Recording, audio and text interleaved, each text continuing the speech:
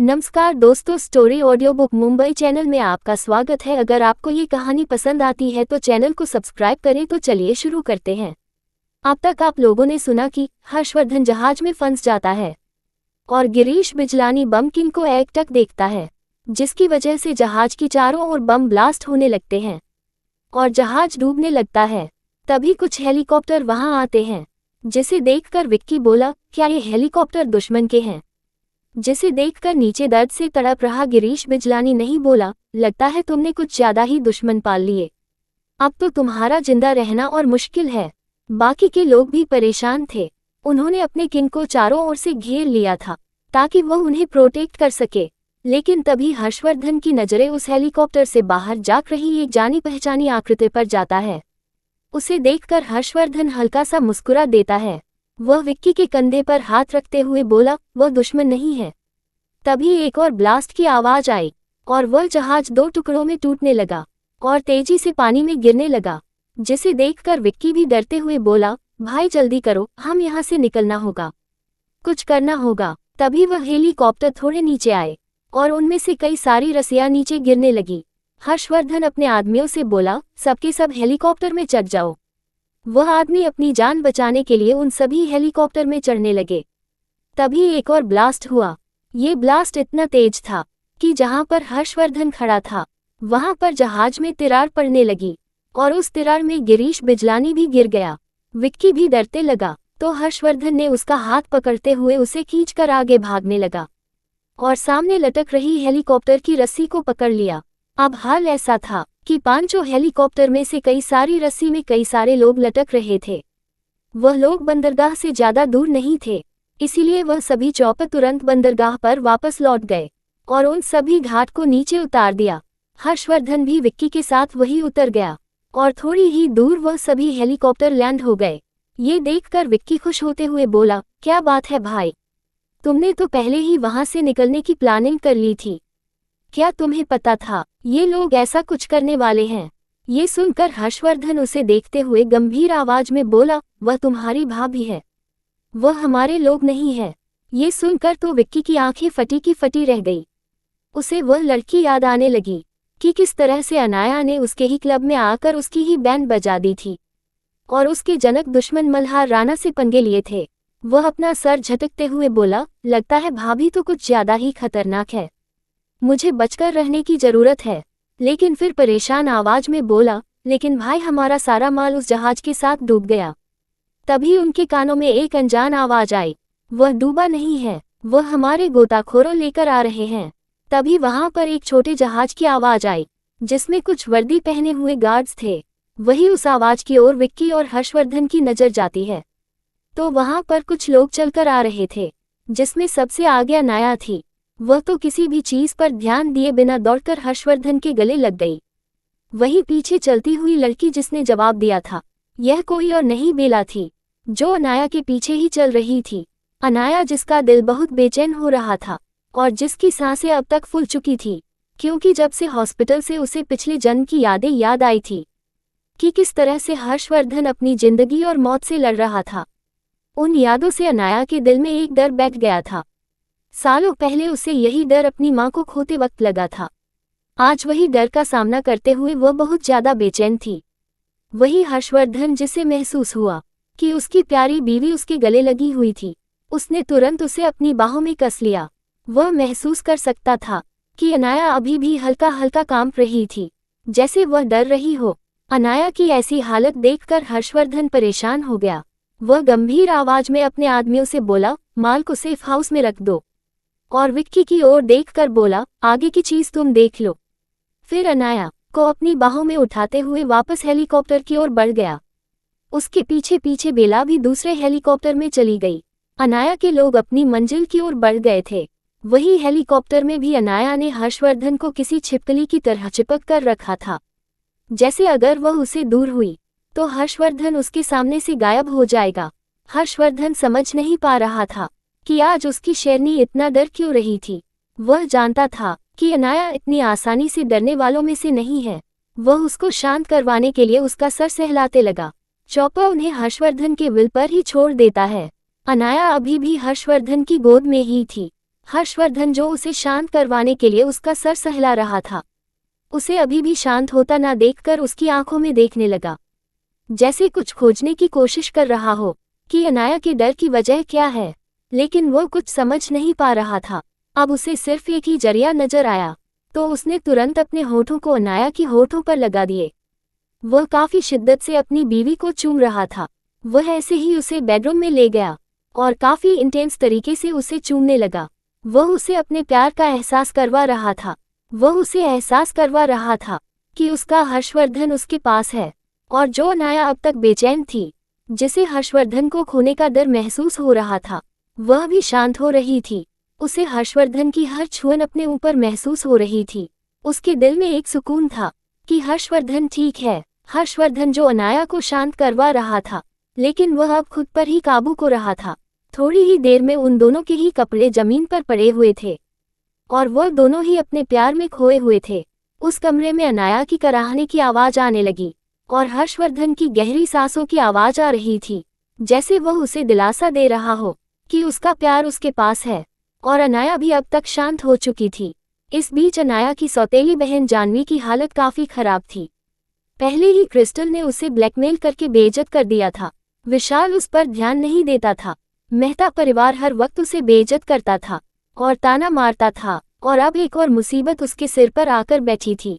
हालांकि उसके करियर में उसे एक अच्छी मूवी मिल गई थी, लेकिन उसके पिता का असली परिवार यानी कि दुबे परिवार उसे परेशान कर रहा था और बार बार किसी न किसी तरीके से उसे पैसे मांगने के लिए कांटेक्ट कर रहा था। कई बार उनके फोन आते थे, तो कई बार कुछ लोग उसे मिलने भी आए थे। हालांकि हर बार जानवी उन्हें बेइज्जत करके भेज देती थी, लेकिन फिर भी वह लोग उसे धमकी देते थे कि अगर उसने पैसे नहीं दिए तो वह मीडिया में जाकर उसको बदनाम कर देंगे। जानवी समझ नहीं पा रही थी कि वह क्या करें। अगर एक दो लोग होते तो वह उसका मुंह बंद करवा देती या फिर गायब करवा देती, लेकिन बात एक दो लोगों की नहीं थी। दुबे परिवार काफी बड़ा था, जिसमें उसके पिता के 2 भाई, 1 बहन और उन लोगों के भी पूरे परिवार थे, जैसे कि उन सब के बच्चे और बीवी भी थी। दुबे परिवार भले ही गांव में रहता था, लेकिन वह वहां काफी अमीरी भरी जिंदगी जीता था। उसकी वजह थी राजेश कपूर। राजेश कपूर को अपनी रेपुटेशन बहुत प्यारी थी। उसने दुबे परिवार से रिश्ते तोड़ लिए थे, लेकिन फिर भी वह दुबे परिवार को हर महीने अच्छी खासी रकम भेजता था, जिससे उनका खर्चा निकल जाता था। खर्चे से भी ज्यादा वह गांव में एक जमींदार की तरह रुतबा रखते थे, जैसे उनके पास कितनी ही दौलत हो, और वह गांव के छोटे मोटे लोगों को धमकाते और उन पर अपना रोब झाड़ते थे। लेकिन जब से राजेश जेल गया था, उनका खर्चा पानी बंद हो चुका था। उन्होंने कई बार कोशिश की राजेश दुबे से मिलने की, लेकिन वो उनसे मिल नहीं पा रहे थे। अब उनके पास सिर्फ एक ही जरिया था, और वह थी जानवी। इसीलिए वह उसे परेशान करने के लिए आने लगते हैं। जानवी ने सोच लिया था कि वह अब अपने पापा को कांटेक्ट करेगी। वह इन लोगों को बर्दाश्त नहीं कर पा रही थी। वह पहले ही कई बार उन्हें पैसे दे चुकी थी। क्या दुबे परिवार जानवी का पीछा छोड़ेगा? और क्या राजेश दुबे जानवी की मदद कर पाएगा? और क्या अनाया के डर की वजह हर्षवर्धन जान पाएगी? अब तक आप लोगों ने सुना कि हर्षवर्धन पर बहुत बड़ा खतरा आया, जिससे अनाया डर गई। वही जानवी की बहुत बड़ी प्रॉब्लम में आ गई थी। उसे दुबे परिवार परेशान करता था, लेकिन इन सब के बीच जिंदल परिवार में काफी खुशी का माहौल था। हर्षद की शादी से वह लोग काफी खुश थे, लेकिन फिर भी भवानी शेरगिल ना खुश थी। उसने सोच लिया था कि वह इतनी आसानी से इन लोगों को छोड़ेगी नहीं। तो उसका सबसे खास आदमी, या फिर कह सकते हैं उसका भाई भैरव, कुछ हफ्तों से गायब था, जिसके बारे में वह पता नहीं कर पा रहे थे। उसने भैरव को अनाया को ठिकाने लगाने का काम दिया था, लेकिन अनाया अभी भी सही सलामत थी और भैरव का कुछ अता पता नहीं था। जिंदल परिवार हर्षद और रेशम का रिसेप्शन रखना चाहते थे, ताकि वो सबको बता सके कि जिंदल परिवार की सबसे बड़ी बहू इस खानदान में आ चुकी है। उसके साथ साथ उन लोगों ने अनाया को भी अपने रिश्तेदारों से मिलवाने के बारे में सोच लिया था। वह चाहते थे कि अनाया को कोई परेशान ना करे और वह जिंदल परिवार को एक्सेप्ट कर ले। इसलिए उन लोगों ने सोच लिया था कि हर्षद और रेशमा की रिसेप्शन पार्टी में वह अनाया को सबको अपनी नातिन के तौर पर इंट्रोड्यूस कर देंगे। इस बारे में जब भवानी शेरगिल को पता चला, तो उसका खून और खोल गया। आज तक वह जिंदल परिवार की पार्टी में जिंदल परिवार की बेटी की हैसियत से बहुत ज्यादा घमंड दिखाती थी। उसके साथ साथ उसकी बेटी सारा भी जिंदल परिवार की नातिन की सारी लाइमलाइट छीन लेती थी। लेकिन अब बात अलग है। अब जिंदल खानदान की असली नातिन आ चुकी थी। उन लोगों का तो खून ही खोल चुका था। वह लोग यही सोच रहे थे कि किस तरह से अनाया से पीछा छुड़ाया जाए, क्योंकि वह अपने इतने सालों के बने बनाए खेल को बिखरने नहीं देना चाहते थे। इसीलिए तो रिसेप्शन से पहले ही वह लोग अरुणा जिंदल को बहलाने फुसलाने के लिए जिंदल विला आए थे। आज जिंदल विला का माहौल काफी अच्छा था। हालांकि अब तक अनाया यहाँ नहीं आई थी। एक तो हर्षवर्धन पर हुआ अटैक, दूसरा अनाया पिछले जन्म की यादों से काफी डिस्टर्ब बेचैन थी, तो उसे अपना वक्त हर्षवर्धन के साथ ही बिताना था। इस बीच वह अपने काफी प्यारे पल बिता रहे थे, इसीलिए वह जिंदल विला में नहीं थे। वही भवानी शेरगिल जब जिंदा विला गई तो उसे अरुणा जिंदल हॉल में ही बैठे थे। उसे देखकर भवानी शेरगिल मुस्कुराते हुए बोली, माशा आप यहाँ पर इस तरह से क्यों बैठी है? आपको आराम करना चाहिए। उसे वहां देखकर अरुणा जिंदल हंसते हुए बोली, बेटा तुम आ गई, कैसी हो? आज काफी दिनों के बाद मिली हो। तभी भवानी झूठा दुख जताते हुए बोली, माफ करना माशा, हर्षद के साथ जो कुछ भी हुआ और काजल की सच्चाई जानकारी में काफी दुखी थी, इसलिए नहीं आ पाए। उसकी बात में आगे जोड़ते हुए उसकी बेटी सारा भी बोल पड़ी, वह बिल्कुल सही कह रही है नानी माँ। मॉम को तो जब ये सारी चीज पता चली, उनकी तबीयत ही खराब हो गई थी। एक दिन तक तो उन्होंने कुछ खाया ही नहीं। उन्हें तो इतना गिल्टी महसूस हो रहा था कि आप मुझे ही उन्हें यहाँ लाना पड़ा। उनकी बात सुनकर अरुणा जिंदल को भी बुरा लगा। आखिरकार इतने सालों में उन्हें बेटे की तरह पाला था। वह उसके सिर पर हाथ फिराते हुए बोली, कोई बात नहीं बेटा, तुम भी उसे पहचानने में गलती कर दी, इसमें तुम्हारी कोई गलती नहीं है। तभी रेशमा जो किसी काम से नीचे आई थी, वह किचन की ओर जाने लगी। उसे वहां देखकर भवानी शेरगिल मुंह बिगाड़ते हुए बोली, मेरी गलती की वजह से इस लड़की को जिंदल परिवार में शादी करने का मौका मिला। वही यह सुनकर रेशम के किचन की ओर जाते पैर रुक गए। वह तुरंत घूरकर एक नज़र देखती है और वहां बैठे लोगों को देखकर उसकी आंखें गुस्से से लाल हो जाती है। भला वह अनाया के साथ रहकर इन दोनों चालक लोमड़ियों की सच्चाई कैसे नहीं जान पाती? पहले तो उसे इस बात से कोई फर्क नहीं पड़ता था, क्योंकि वह हर बार अनाया के ऑर्डर फॉलो करती थी।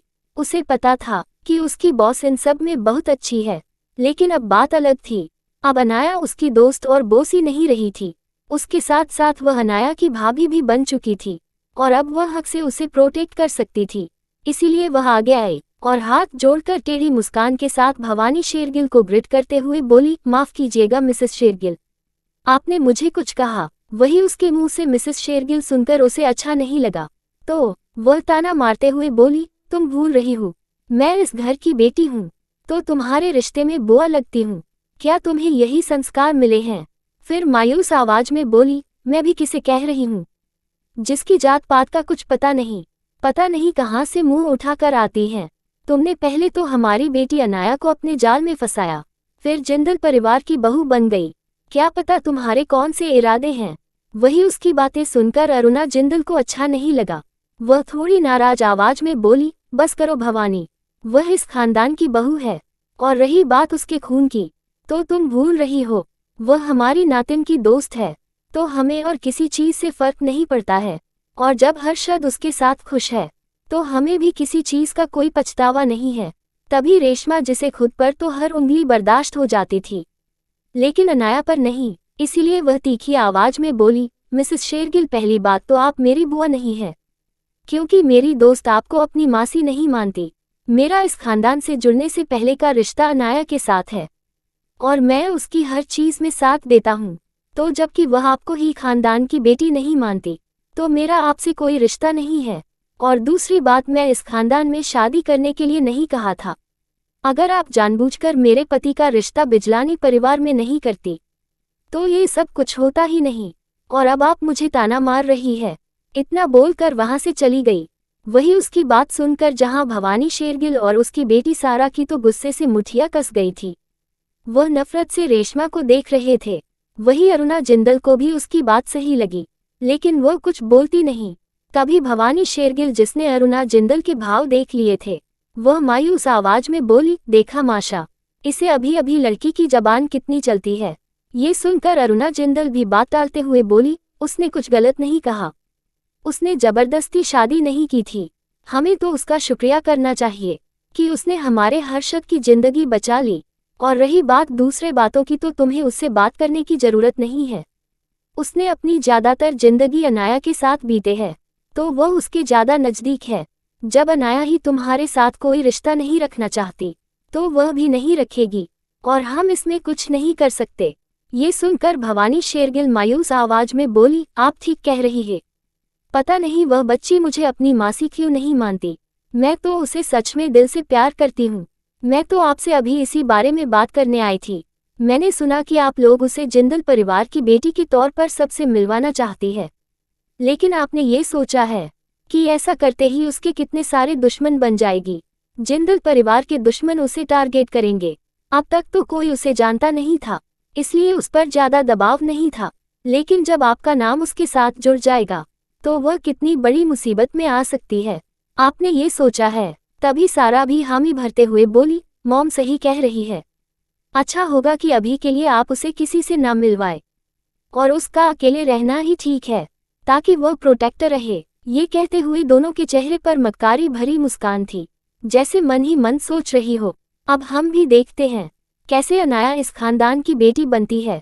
वही अरुणा जिंदल के चेहरे के भाव भी बदल चुके थे, जैसे वह उनकी बातों में आ गई हो। क्या भवानी अपनी चाल में कामयाब हो जाएगी, या फिर यह सब जानकार अनाया क्या कहेगी? अब तक आप लोगों ने सुना कि भवानी शेरगिल अरुणा जिंदल को अपनी बातों में लेने की कोशिश करती है, और दुनिया के सामने अनाया को अपनाने से मना करती है, ताकि उस पर कोई खतरा न आए। और अरुणा जिंदल को भी उसकी बात सही लगी। वह कुछ सोचते हुए बोली, तुम चिंता मत करो, इस बारे में हर्षद के दादासा से बात करते हैं। मुझे भी यह सही लगता है। अगर अनाया बिटिया पर कोई मुसीबत आ गई, तो हम भी उसे बर्दाश्त नहीं कर पाएगी। वही उसकी बात सुनकर भवानी शेरगिल के अंदर तो खुशी की लहर दौड़ गई। वह मायूस आवाज में बोली, आप बिल्कुल सही कह रही है माशा, अब हमें चलना चाहिए। हम तो बस आपसे बात करने और वार्तालाप कर रहे थे।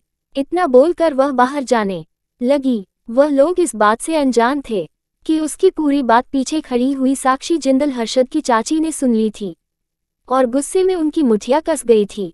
वह इन चालाक लोमड़ी की साजिश कैसे नहीं समझ पाती। जाहिर सी बात है, वह हाई कोर्ट में जज है, कई साल उन्होंने वकालत भी की थी, तो वह इसे तुरंत लोगों से हर रोज मिलती थी। उन्हें अब अंदर ही अंदर इतना गुस्सा आ रहा था अपनी सास पर कि वह कितनी बेवकूफ़ है। उन लोगों ने बस थोड़ी सी एक्टिंग की और उनकी सास पिघल गई। उन्हें तो समझ नहीं आ रहा था कि उनके सास इन मक्का लोगों की इतनी बात सुनती ही क्यों है। उन्होंने आज ठान लिया था कि वह इस बारे में बाकी लोगों से बात करेगी। वही बाहर जाती हुई भवानी शेरगिल एक नज़र इधर उधर डालती है, और फिर घर के पीछे वाले एरिया में जाते हुए अपनी बेटी से बोली, अब तुम जाओ यहाँ से, मुझे कुछ काम है, तो मैं बाद में चली जाऊंगी। सारा को भी अपने दोस्तों के साथ क्लब जाना था, तो वह भी हाँ में सिर हिलाते हुए चली गई। उसने बाद भवानी शेरगिल सबसे नज़ारे चुराते हुए घर के पीछे गई, ताकि उसे कोई देख न सके, और उसने वहां खड़े दोनों बुजुर्गों की ओर देखकर कहा, तुम लोगों ने मुझे यहाँ क्यों बुलाया है? तो वह उसे आदमी आगे आते हुए बोला, बेटा मुझे तुमसे बात करनी थी। ये सुनकर भवानी शेरगिल उसे घूरते हुए बोली, बताओ क्या बात करनी है? यह कोई और नहीं भवानी शेरगिल के माँ बाप बटलर और उसकी बीवी थी।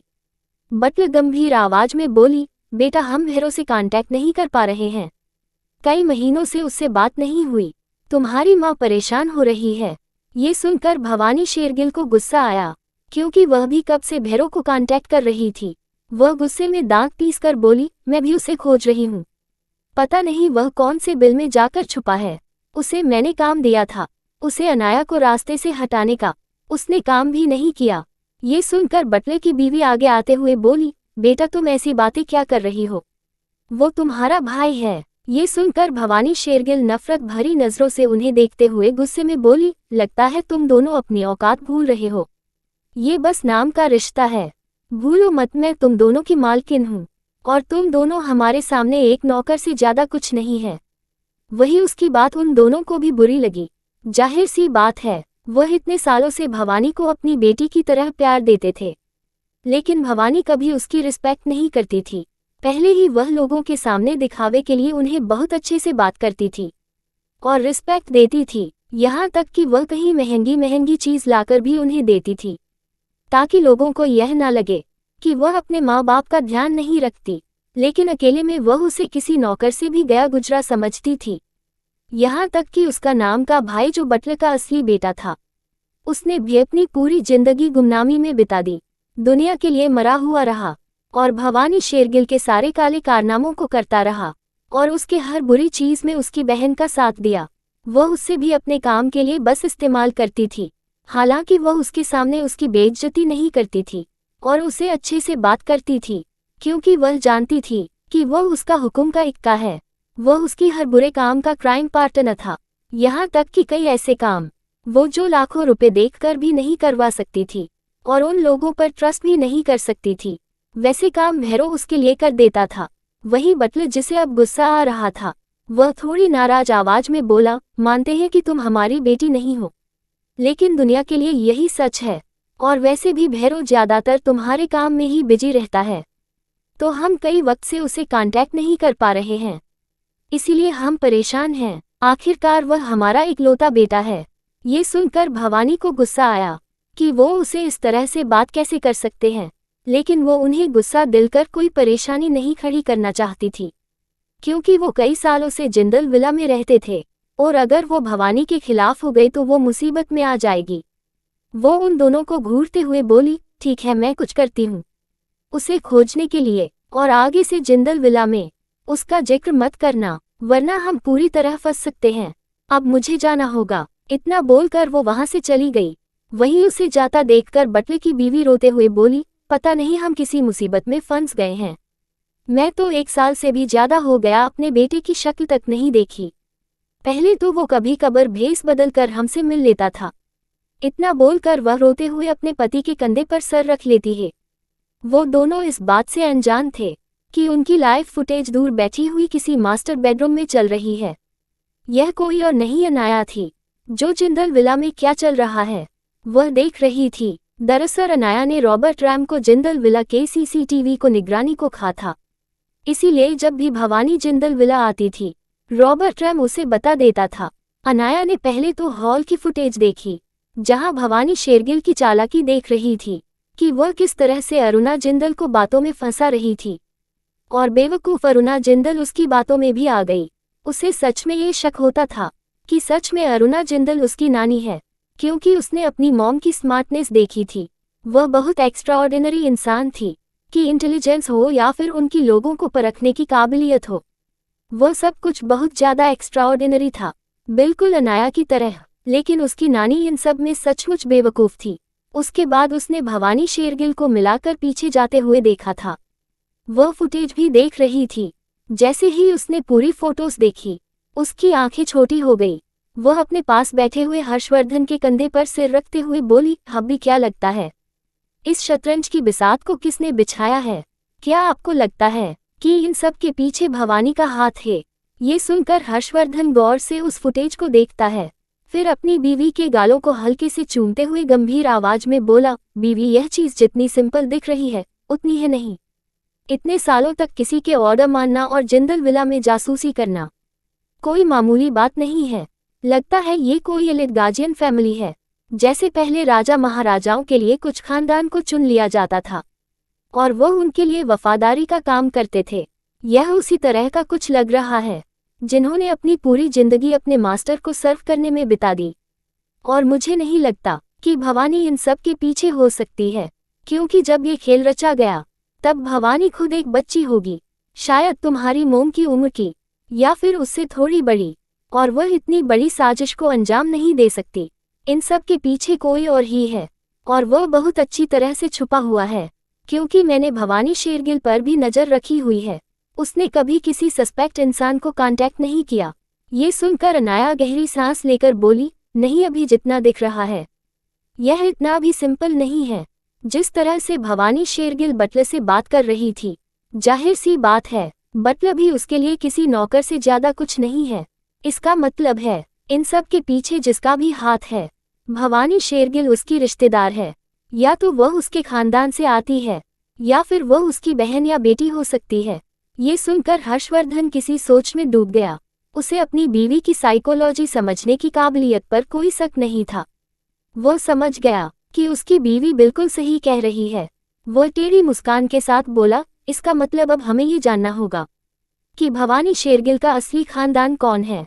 ये सुनकर अनाया गहरी सांस लेकर बोली, यही तो दिक्कत है। भवानी शेरगिल का कोई भी रिकॉर्ड नहीं है। मैंने काफी वक्त पहले ही जिंदल परिवार के आसपास की हर इंसान के पीछे गार्ड्स लगा दिए थे। लेकिन तुम्हारी जानकारी के लिए बता दूं कि भवानी शेरगिल का कोई रिकॉर्ड ही नहीं है, जैसे वह इस दुनिया में एग्जिस्ट ही ना करती हो। ये सुनकर हर्षवर्धन गहरी सांस लेकर बोला, कोई बात नहीं, मैं अपने आदमी से कह देता हूँ। ये सुनकर अनाया उसे रोकते हुए बोली, बिल्कुल नहीं, अभी अगर तुमने ऐसा कुछ किया तो तुम भी उनकी नजरों में आ जाओगे, और मैं ऐसा नहीं चाहती। तुम चिंता मत करो, वह खुद ब खुद सामने आएगा जब उनके ही मोहरे उनके खिलाफ हो जाएगी। बस हमें बटलर को उसके खिलाफ करना है। ये सुन हर्षवर्धन समझ गया कि उसकी बीवी कोई नई चाल चलने वाली है। क्या अनाया की चाल होगी कामयाब, और क्या इन सब के बाद भी भवानी अपनी चले रोक देगी? आगे कौन सी नई मुसीबत उनका इंतजार कर रही है? दूसरी ओर जेल के एक रूम में राजेश दुबे जानवी के सामने बैठा हुआ था। बहुत मुश्किल से जानवी उसे मिलने आ पाई थी। उसने कितनी कोशिश की थी राजेश दुबे के बारे में पता करने के लिए, लेकिन वह पता ही नहीं कर पा रही थी। ऐसा लग रहा था जेल में उसके कोई रिकॉर्ड ही ना हो, और वकील को फीस देने के बाद और किसी बड़े अधिकारी को खुश करने के बाद वह राजेश से मिल पा रही थी। जैसे ही उसने राजेश दुबे को देखा, वो रोते हुए उसके गले लग गई। राजेश दुबे भी अपनी बेटी को इतने वक्त के बाद सामने देखकर खुश हो रहा था। हालांकि उसे जेल में एक कमरे में अलग रखा गया था, जिसकी वजह से उसे बाहर की कोई न्यूज़ नहीं मिल रही थी। आखिरी बार उसे न्यूज़ मिली थी कि उसकी बीवी रवीना जेल से भाग गई है, और उसके बाद ही उस पर निगरानी सख्त हो गई थी और उसे सबसे अलग एक कमरे में रख दिया गया। ना ही वह किसी से मिल सकता था, ना ही वह कहीं जा सकता था। उसी कमरे में उसकी जरूरत की चीज मिल जाती थी, जैसे वॉशरूम जैसी चीज। उसे कमरे में बस एक लकड़ी का बेड था, एक कंबल, एक तकिया, पानी पीने का एक मटका, और वो पूरा कमरा खाली था। वहां पर पुलिस भी बहुत कम नजर आते थे। यहाँ तक कि एक दरवाजा था जहां पर से बस 2 वक्त का खाना उसे दिया जाता था। ऐसा लग रहा था जैसे इस धरती पर वह आखिरी इंसान हो। वह अंदर से फ्रस्ट्रेटेड हो चुका था, बस यही दुआ कर रहा था कि वह किसी से मिल पाए, और उसकी तमन्ना पूरी भी हो गई। आज इतने वक्त के बाद अपनी बेटी से मिल पा रहा था, लेकिन जानवी के हालत तो बिल्कुल उलट थे। एक तो मेहता परिवार में उसे एक्सेप्ट नहीं किया जा रहा था, ऊपर से विशाल की हरकतें उसे बर्दाश्त नहीं हो रही थी। वह उसे चीट कर रहा था, और सबसे बड़ी न्यूज़ उसकी मॉम की मौत की न्यूज़, जिससे वो स्वीकार ही नहीं कर पा रही थी। इसीलिए आज अपने डेट को देखकर वह फूट फूट कर रोने लगी। आज तक घमंड से सर ऊंचा करके सबको नीचा दिखाने वाली जानवी की आंखों में बेहिसाब नफरत और किसी को मार डालने की चाहत साफ साफ नजर आ रही थी। वही उसकी ऐसी हालत देखकर राजेश को भी अच्छा नहीं लगा। भले ही वह एक स्वार्थी इंसान था, लेकिन इतने वक्त अकेले उसे बंद कमरे में रखने के बाद उसे समझ आ गया था कि वह सिर्फ अपने बारे में नहीं सोच सकता। अगर उसने पहले लोगों को अपने ऊपर यकीन करवाया होता, या फिर उसने कुछ अच्छे काम किया होता, तो आज वो इस तरह कमरे में बंद नहीं होता। जब से उसे अरेस्ट किया गया था, तब से ही उसने बाहर की दुनिया नहीं देखी थी, और वह आशा छोड़ चुका था। वही वह किसी से कांटेक्ट नहीं कर पा रहा था, और ना ही उसे कोई उम्मीद की किरण मिल रही थी। वह अपनी बेटी को इस तरह से रोता देखकर उसके सिर पर हाथ फिराते हुए बोला, क्या हुआ बेटा, तुम इस तरह से रो क्यों रही हो? क्या तुम्हें कोई तकलीफ है? तो जानवी रोते हुए उन्हें सब कुछ बता देती है। आखिर में वह रोते हुए बोली, डेट मॉम हमारे बीच नहीं रही। उस घटिया बीच ने उसे मार दिया। आपको मॉम की मौत का बदला लेना होगा। वही यह सुनकर राजेश दुबे के पैरों तले जमीन खिसक गई। वह रोते हुए आगे बोली, डेट, ऊपर से आपके रिश्तेदार दुबे परिवार पर मुझे परेशान कर रहा है। मैं बहुत मुश्किल से उनसे पीछा छुड़ाया है, आप प्लीज कुछ कीजिए। मेहता परिवार भी मुझे अच्छे से ट्रीट नहीं करता। आप दोनों के जाने के बाद सब कुछ बदल गया। इतना बोलकर वह वापस रोने लगी। वही अपनी बेटी की हालत देखकर और यह जानकर कि उसकी बीवी अब इस दुनिया में नहीं रही, वह डर से कांपने लगा, जैसे उसे इस बात पर यकीन ना हो रहा हो। वह हकलाती हुई आवाज में बोला, क्या कहा तुमने? क्या हुआ तुम्हारी मॉम को? ये सुनकर जानवी गुस्से में अपनी नफरत दिखाते हुए बोली, डेड, वो घटिया अनाया, उसने कहा मोम इस दुनिया में नहीं रही। मैं उनसे आखिरी बार मिल भी नहीं पाए। ये सुनकर राजेश दुबे को लगा जैसे कुछ गलत है। वह परेशान आवाज में बोला, क्या कुछ ऐसा हुआ है जिससे वह नाराज हो गई और उसने ये कदम उठाया? साफ साफ बताओ बात क्या है।